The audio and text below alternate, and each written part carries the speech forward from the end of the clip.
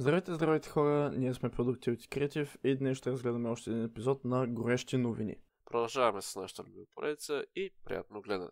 Не е официално потвърдено от Nvidia, но има слух, че през средата на януари месец ще излезе 5080 и няколко седмици след това ще излезе 5090 и 5090D може да излезнат или към края на януари, или през февруари месец средата. Да, и е казано, че ще се работи много над 5080, която нали ще излезе първа и няма да се очудваме, ако е много добра карта. Току-що разбрах, че Gigabyte ще пускат 20 нови дана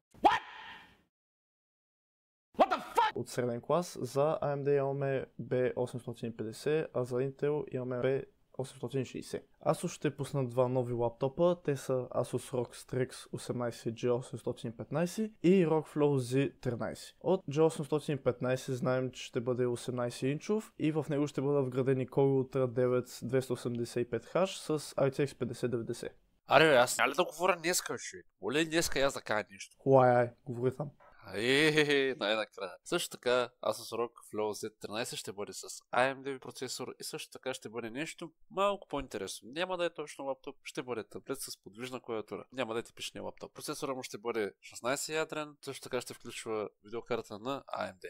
Също така Asus ще пуснат ROG Strix G835, който ще има Core Ultra 9 275H X, 64 GB DDR5, ще бъде отново 18 инчов и ще разполага с 5090. Всички тези лаптопи, които чухте току-що, ще бъдат пуснати през 7 януари 2025 година. Но изчакайте малко, Asus ще подготвят още 3 нови лаптопа.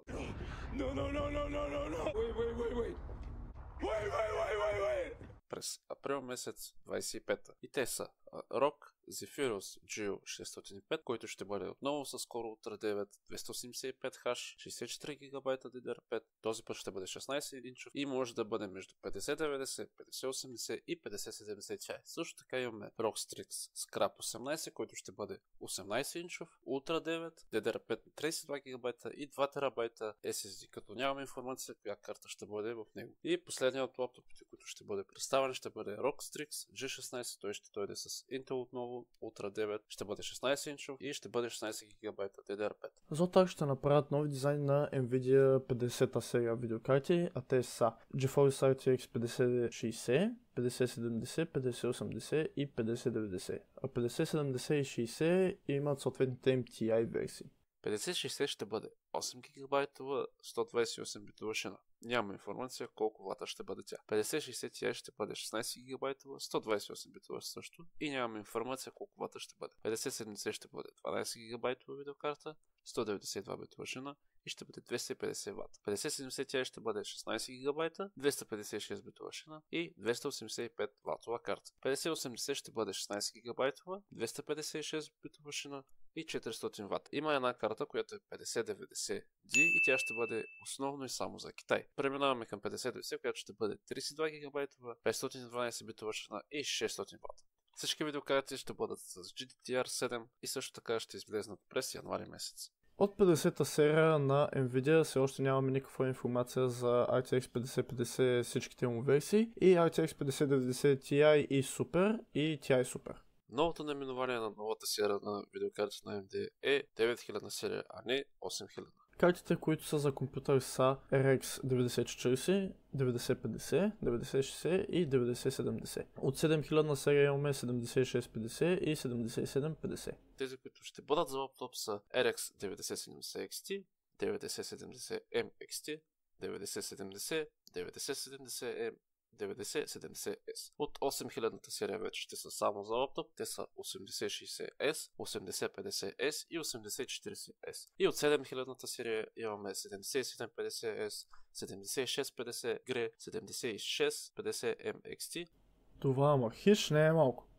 7650M и последната 7650S. Всичко това ще излезе през януари месец. Следването на 9000 серия на AMD ще пуснат през януари месец Ryzen 9 9000 X3D. С новите им карти ще върви и FSR 4 и RDNA 4, който е нов графичен процесор за графичната карта. Разликата между билдовете с новите видеокарти на Nvidia е около 1200 евро. Именно това са 2400 лева. И сега ще ви дам два пирамидни билда, за да се направите една ордена сметка. Имаме Core Ultra 9 285K с 128 ГБ DDR5, 2 TB SSD и 5090 за 6000 евро. Именно това са 12 000 лева. В другата страна имаме Core Ultra 7 265KF с този път с 32 ГБ DDR5, 1 TB SSD и отново с 5090 за цена от 4699 лева. Може да се направите една сметка, кое се заслужава повече от другото. А моето лично мнение е просто да махнете Core Ultra, дали 67 или 9,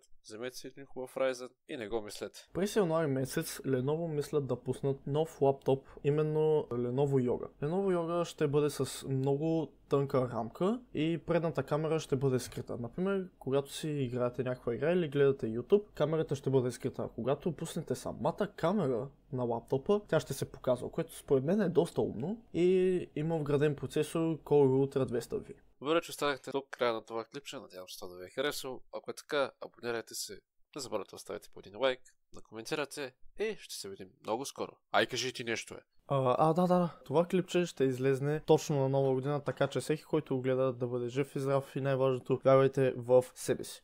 Благодарим, че бяхте с нас с още горещи новини. Тан.